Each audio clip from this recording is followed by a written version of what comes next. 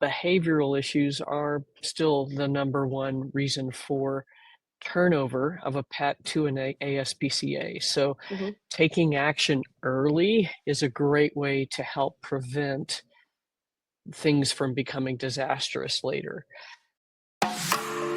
Good day. I'm Dr. Ruth Roberts, the original holistic pet health coach, and with me today is Denise Bozenski from Fetch This Canine, one of our amazing certified holistic pet health coaches.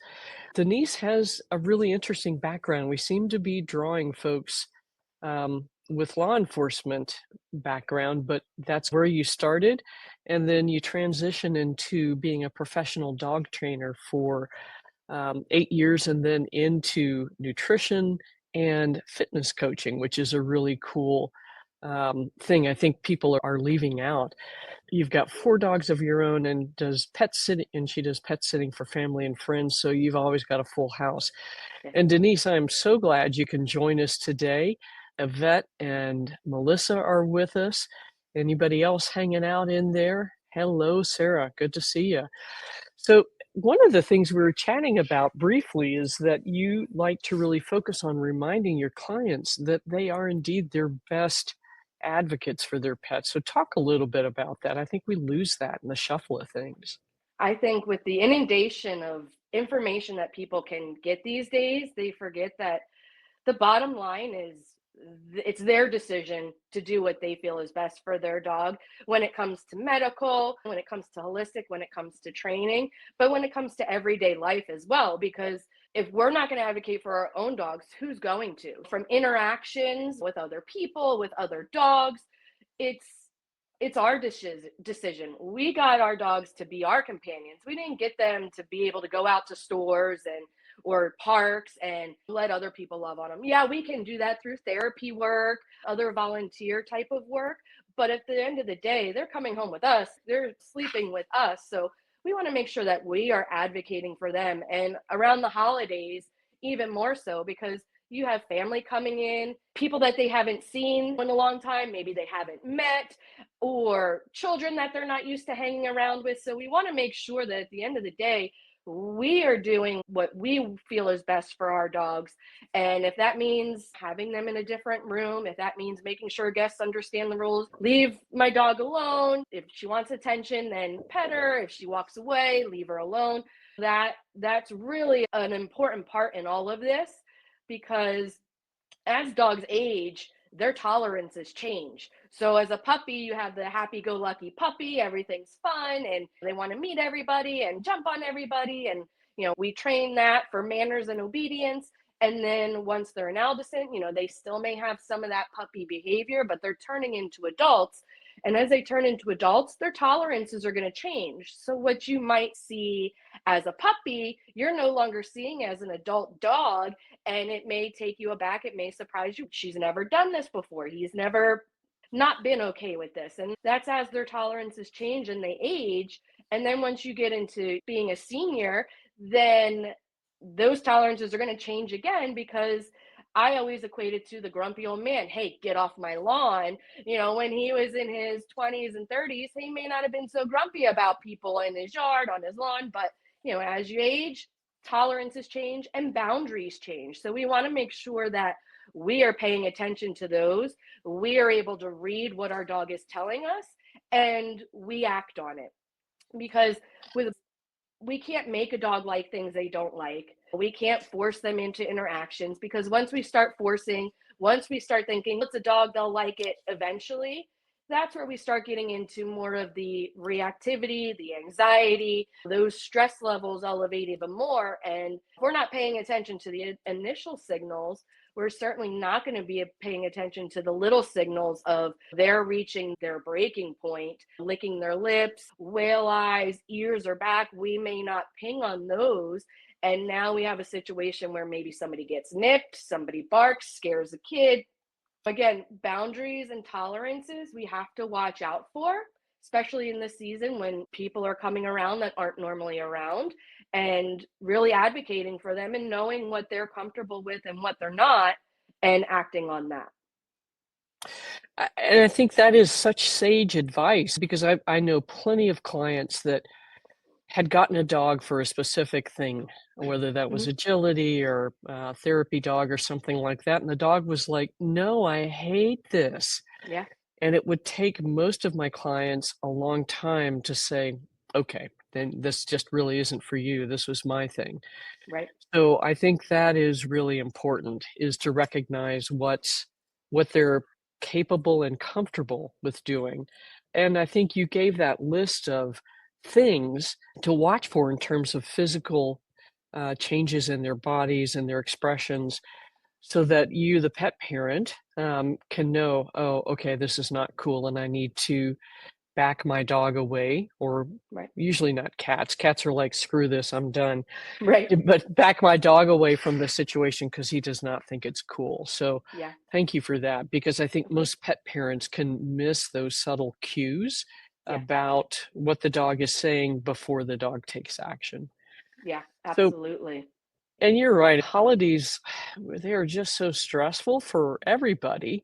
But how do we, you went through those symptoms or signs that, I don't know about this. So, what can we do to set up a safe space for our pets and set it up so that our well intending friends and relatives don't invade that? I think routine and consistency are one of the most important things in this because we can set up a brand new space for our dog, a nice little bed, a tent, some blankets, music. But if that's not the space that they're used to, they're most likely not going to use it. It takes some pre planning or remaining consistent with what you already have and making sure that people respect that space. If you have a dog that likes a certain kennel, likes a certain bed that's in your house, we really want to leave it alone because that is what their comfort levels are based on, is that bed or that space being where it is. Once we start changing it, we're just going to amplify that stress because of the fact that we're moving them, we're relocating. Wait, this isn't my normal spot. What's going on?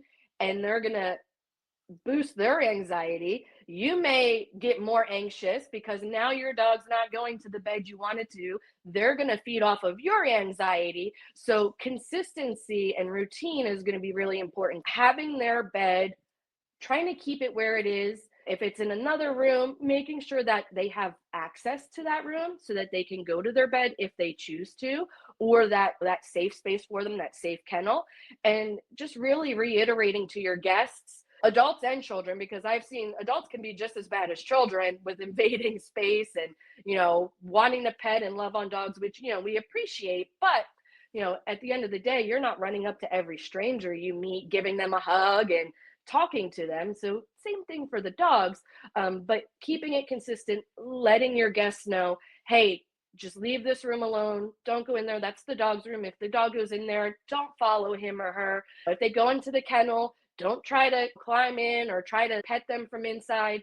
Just out of sight, out of mind. Leave them be. And that consistency, that your dog knowing that is their space, is going to be the most important key rather than setting up a whole new spot and expecting them right away to be like, oh, this is fabulous. I have new digs.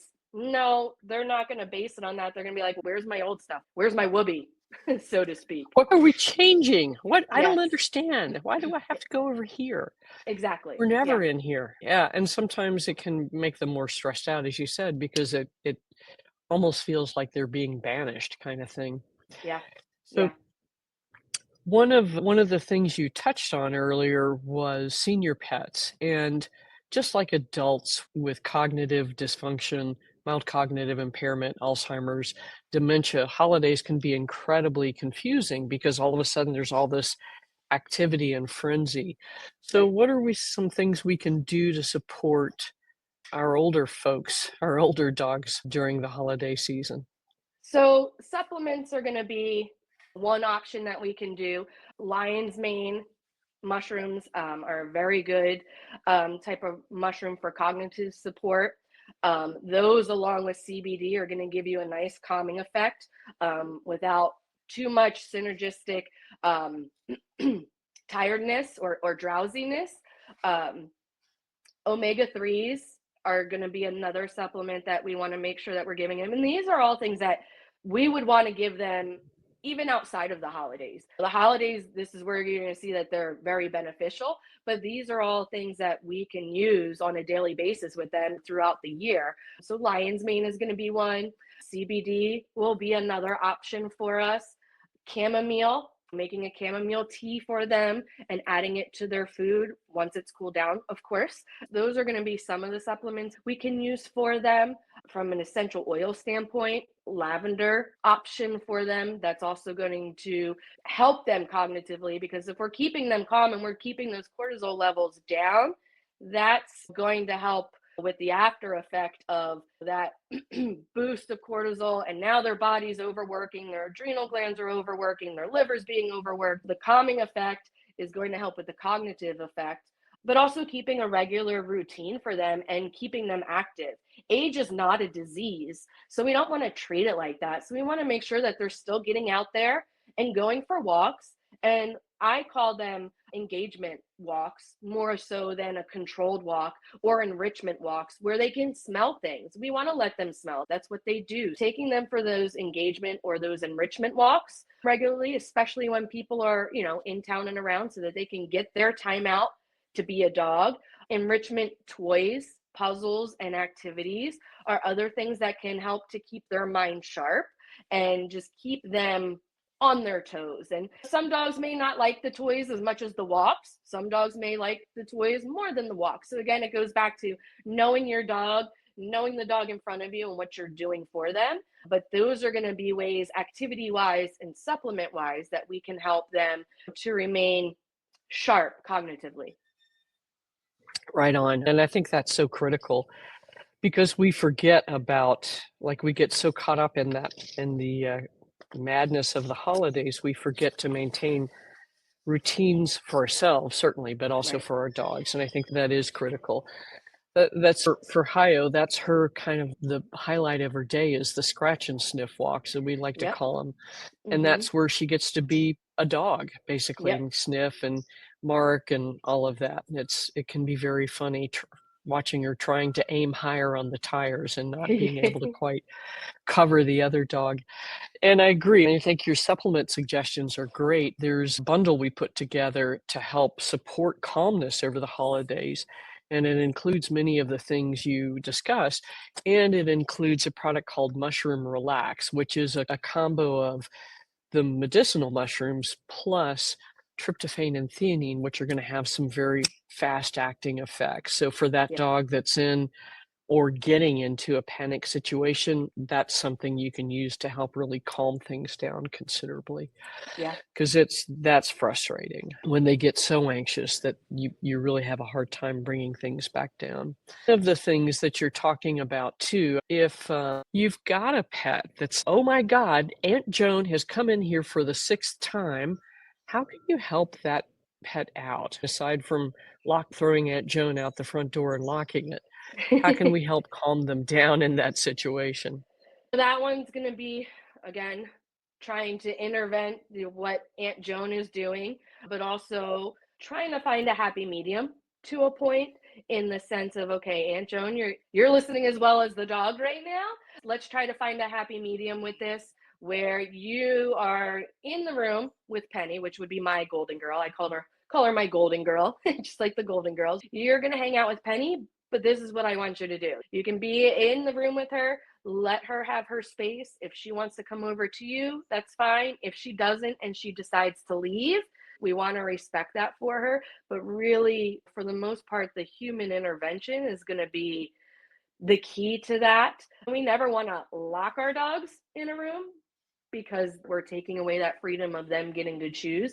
But I know for some of the dogs that I've had, that makes them more comfortable knowing, okay, I'm here, I'm good, nobody's going to bother me. And it's, again, reading the dog in front of you, maybe giving a little bit extra CBD to calm the dog down, giving a little CBD to Aunt Joan maybe too to calm her down. And then just finding that happy medium of respecting the dog space and the human getting a little bit of time with your dog. Right on. And I think that's the tough thing too, is to, when you've got that situation, to intervene Mhm. and make it a little calmer for your pet. And I love the suggestion of a little more CBD because that can help bring these guys down really quickly. Yeah. So that's super, super awesome. Um, and then in terms of what's going on around the holidays, what are some of the things that people should be cognizant of that could be unseen or unnavigated hazards for these guys? Decorations, of course. Decorations are going to be first and foremost because, again, we're adding things that your dog's not used to having in the house, having around. I don't do Christmas trees because I would be picking it up off the ground more than not.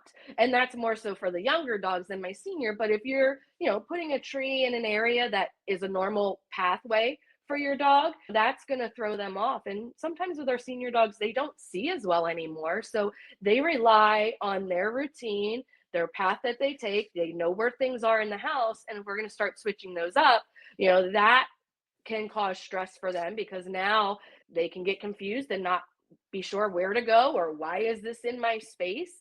Same thing with lights. If anything's hanging, they can get caught on it and try to walk through, and now they're dragging things or pulling things off the wall or off the shelves. So making sure that you have safe decorations is definitely going to be important. Another big thing is going to be any type of, we love the smell of the holidays, the candles, the incense, making sure that those are safe for our pets as well, because many of them contain ingredients that aren't safe for us. The burning, the fragrances, they're going to have the PFAS in them. They're going to have other types of chemicals to make them burn longer, to make them smell stronger. Holiday scents, if we have to do it, stick to essential oils or do a simmer pot. And then the other part of it is going to be the food, all of the food that's going to be around, the different plates, different food that's decorations as well. I don't know if they still do it anymore. Stringing popcorn for garland on the tree. That's an open invitation for a disaster. Ha, Keeping food up and out of their reach because we like our candies, we like our cookies this time of year. And the last thing we want is for our dog to be able to get to that and eat something that they shouldn't. Keeping the safe environment from decorations, keeping the food that they so that they can't get to it, and then the Christmas smells, making sure that any type of smell that you're bringing into the home is safe for you and your dog. right on. And I think those are all critical, especially I mean, we really should just start calling it indoor air pollution, all of these scented candles and stuff. So if somebody gives you one, just, if you got to burn it, just crank the ventilation open so that that stuff gets taken out because it really is, there are a lot of scary, yucky chemicals in them for sure. I stopped burning candles years ago, and I was a big candle person. I had certain smells could only be certain time of the year, certain months, and just I had my rules for it. And one year I had a candle in the bathroom, and it was for the holidays. And I went in the bathroom one day to clean, and the whole toilet seat was full of soot, and it was just a black Wow. film. And I was like, "This is terrible. Mm. Like we're breathing this in, they're breathing this in. That's just not good." And from that day forward, I mean, I quit cold turkey on the candles, and it was just a very, awakening situation to see whatever this is inside of us now too. So it's yeah, And that is the really scary truth, right? I mean, yeah, anything that yeah, Melissa says burn it outside, absolutely. yeah, But you're still, so much of this stuff does, if you're seeing soot on the toilet seat, that's a yeah, lot of aerosolization of really not good things. And yeah. you're right, you breathe it in, it's now in your system. It gets Hmm. absorbed through the lungs into the bloodstream and goes off its merry way. Yeah, right on. Now, one of the other things you mentioned earlier, which I meant to circle back to, is okay, we've got this pet that's gotten stressed out, its cortisol levels are astronomically high, and the event's over, and now they're going to plummet and feel Hmm. cruddy. What can we do to help prevent that crash and burn, or once the event's over, start to help switch them from that sympathetic flight or fight state to that rest and digest or parasympathetic state. So one thing that I like is going to be some Reiki.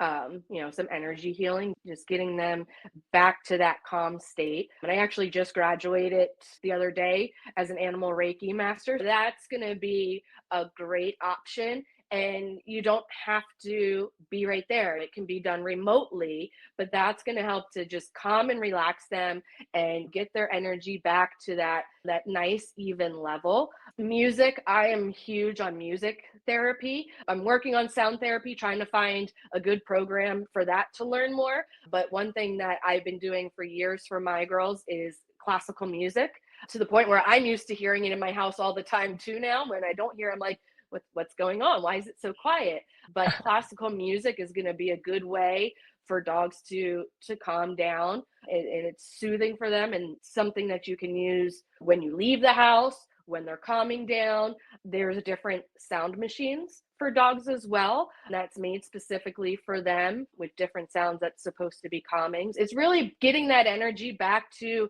that synergistic state, and we don't want to amp it up even more by throwing them right back into something that is overexciting. We could do a short walk, but we want to make sure that it's not too much, because we don't want to keep bouncing those cortisol levels up.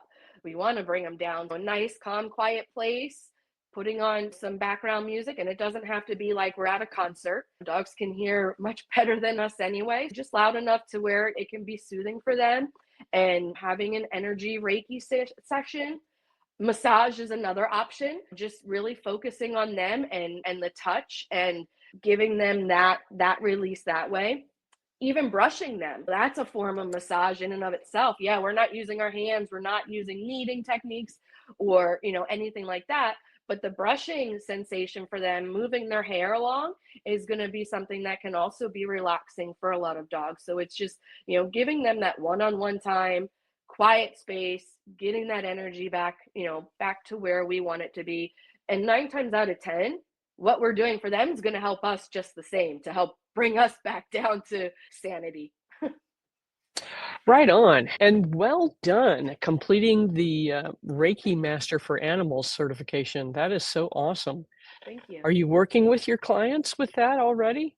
Starting to a little bit, it was, I think, Friday I finished up. So still working on some loose ends as far as that. But I've worked with a couple of people so far with their dogs. I had the opportunity to help with a transition of life with one of my friend's dogs last week. So that helped everybody, I think, as well. But it's something that we're rolling out and starting to really pick up steam with it. That's awesome. Exciting. And is that something that you do remotely as well as in person? Yeah, it can be done remotely. It can be done in person. Transition of life, it was done in person. I also did a session for one of my good friends, her dog. That was remotely done. They're on the other side of the country. And just hearing how the dog reacted was very inspiring. That is so awesome. And yeah, and Sam is saying that the solfeggio frequencies, this one in particular, 528 hertz, have you played around with those yet? I'm working on a course. Everything that I've read so far has been online stuff. I want to make sure that I'm getting the nitty gritty and making sure that it's all correct, the information I'm giving and sharing. But that is one that I have read that is very beneficial to them. And I believe the sound machine that I have is a 732. But the main thing that you have to be careful too with those frequencies is, if you're getting them off of YouTube, if you're getting them offline, they may not even be the actual frequencies that they're saying they are. So that's one thing you want to really make sure that you're using a legitimate product with that you can verify that you're giving the hertz that they need, as opposed to just sound or really nothing at all. Right on. And I think that is true. That is such a popular thing right now, that there's a lot of stuff out there and it sounds cool, but it may not be exactly what you were after. Right. So well done. One of the things that I wanted to ask you a little bit more about, which doesn't necessarily relate to holidays, but I think it probably should, is working with canine fitness. So talk about what that is and how people might start to use that for their pets. I think one thing that we seem to forget, or out of sight, out of mind, is the fact that We are moving bodies, dogs are moving bodies.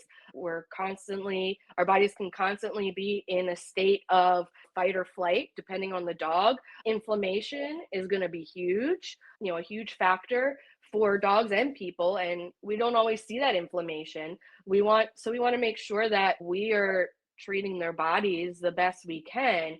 And the canine fitness, that's going to help you, to make sure that, again, age is not a disease. We want to keep moving. Dogs are meant to be moving. We don't see wolves in the wild that are curling up on the couch for 22 hours a day. They're constantly on the move. And we want to make sure, maybe not to the same extent as wolves, but we want to make sure that we keep our animals moving and in the healthiest way possible. Once we start getting into older age and maybe arthritis, again, the inflammation, maybe old injuries, ACL tears, hip dysplasia, dogs are going to start compensating for those injuries. They're going to compensate for the inflammation, and that's going to lead to issues with other body parts that we may not even consider. The hip dysplasia and arthritis in their hips, they're going to be putting more of their weight forward on their front legs and causing more stress on that because they want to take the stress off of where it hurts. With the fitness and conditioning, we're making sure that we are treating their body as a whole and keeping them in the best shape that we can with the cards that they've been dealt. Right on. And so how would somebody start working on that for their pets? Obviously, if they're in the Arizona area, they can come work with you. Is that Mhm. something you can assist people with even remotely? Yeah, so we can assist remotely in the sense of putting together a, we'll call it a workout plan, making sure that they're getting in a certain number of steps a day for walking. There are online resources as well as far as posture and how we want them to stand, distribute their weight.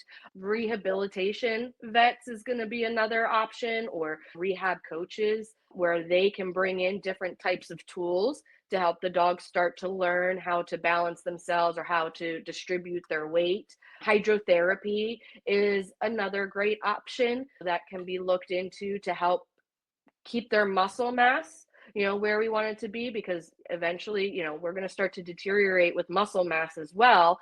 And we want to keep those muscles, as fit as we can, because once we start losing muscle mass, then we can start having a whole slew of other problems. Doing an online program is beneficial. Having a tailored workout program sent to you can be done remotely, or working with somebody in your area on a specific program can help as well. That's cool because I think that's one of the things that there's so many people out there that don't have things like a rehab facility or somebody locally that can work with them. And so that's where I think is going to be so important is to be able to have access to people like yourself that can help them figure out how to help their dogs regain some mobility because that's what we tend to do is to let them rest through an injury instead of learning how to support the injury but keep them moving appropriately. Right. And sometimes absolute rest is required, but it's like in the 70s, doctors started telling their arthritis patients, "Oh, just rest more." Well, and of course, what happened was they lost more muscle mass, and so their Yep. ability to move worsened. And so finally, they're like, "Oh, guess this is a bad idea." But I Yeah. think that idea still persists in conventional veterinary medicine, and I think it ends up creating a lot more debilitation in dogs, especially dogs and cats to some degree, but especially in dogs, instead of helping them maintain what they've got and keep moving. Well done, because it is a huge problem, sadly. Yes. And then one of the other things I wanted to talk about, so holidays, this is when people start worrying about anxiety, but really it should be a lifestyle approach to helping support these guys. So once we get through the holidays, if somebody has a pet that they know is anxious, they have separation anxiety, they don't like certain situations, what would you suggest them to start doing on a regular basis or stop doing to help that pet figure out how to adapt to this So situation? it's really going to depend on the pet that's in front of you, because in some instances we can say, okay, let's do slow introductions to this situation. Let them get used to it. Other dogs, we may be beyond that point of any type of slow introduction. So it comes back to, we respect what the boundaries are that our dogs are showing us. The boundaries are not an excuse to maybe act out, misbehave, or just completely lose your mind, but they are still boundaries nonetheless. We really want to take into consideration what the dog is showing us in front of us. The stress can be a yearly thing, and sometimes we see wagging tails and we see jumping dogs and excited dogs as happy dogs, and that's not always the case. That can be an anxious symbol or reaction to what we have going on. We have to look at that in front of us. Okay, why are you acting this way? What is happening? And then is it going to be a matter of using some training to help alleviate it, to help boost their confidence, to help them understand to trust us in those situations and follow our lead? Is it going to be a matter of, okay, we need to use supplements to help to just take the edge off and get them through these specific situations? Or is it a dog where the best thing to do is to just avoid those situations altogether? It depends on the dog that's in front of you and the course of action. But definitely reaching out to a holistic coach, a trainer, or both of them, is really Or going to help you? give you, yeah, is really going to give you the best help with that. Because we also don't want to ignore these issues, because issues, when they go ignored, they manifest and they can build up and become worse over time, rather than what a lot of people think is, well, if I ignore it, it eventually goes away. The dog will grow out of it, those types of things. So we want to address the issues, but it really depends on what we have going on for that dog in front of us. And it's just like with with holistic, with health, dogs are the sum of all their parts. And we have to include environment, we have to include behavior in that. So it's not just a situation of there's one answer to solve everything. There's going to be a multitude of answers that we're going to need to be able to help our dogs and get them on the best train of action that is for them individually. That is absolutely the correct thing. What I used to say in practice is the more they practice something, the better they get at it. Hmm. So the more they practice being anxious, the better they get at it. And then Yeah. we're in a situation where it's, life-threatening for the pet, literally because they're placing themselves in physical harm, or because the behavior has escalated to the point where the pet parent can no longer handle that pet. Yeah. So I think we probably don't say this often enough, but behavioral issues are still the number one reason for turnover of a pet to an ASPCA. So Hmm. taking action early is a great way to help prevent things from becoming disastrous later. And I, Right. I think that's, if you go back to that list of symptoms that you mentioned at the beginning, which actually, if you wouldn't mind, that would be super helpful to review, because I think people miss these early warning signs.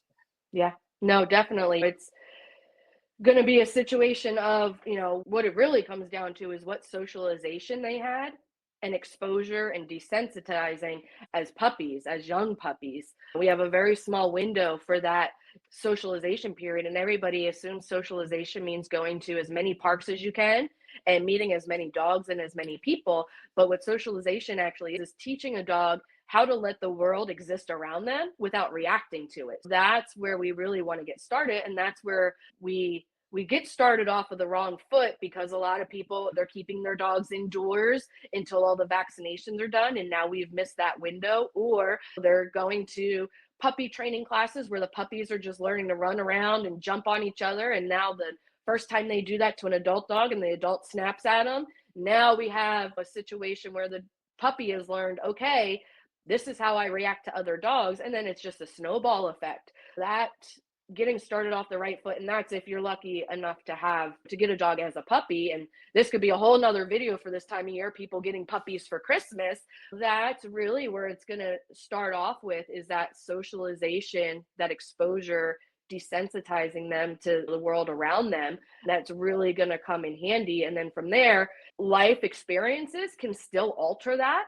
Fireworks and loud noises, vacuum cleaners, maybe certain types of people, children, certain adults, certain way people approach dogs. Those are still things that can turn out to be a PTSD type of response from a dog. But trying to get them off on the right foot right off the bat is really going to be the route that you want to go from a behavioral standpoint, from a confidence standpoint. And you don't need a trainer to do that. That's something you look at it as, where do you see yourself in 5 years with your dog? What do you see yourself doing in 10 years with your dog? What is your plan of action with having your dog, and doing as much of those things and those encounters as you can right off the bat, so that they learn to just let those things exist around them. And that's what's really going to help with the progression of their behavior, with the progression of the stress. And like I said before, as they get older, their tolerances change, their boundaries change, but you've still given them the best route for success in their lives that you can. Right on. And that makes total sense. I think,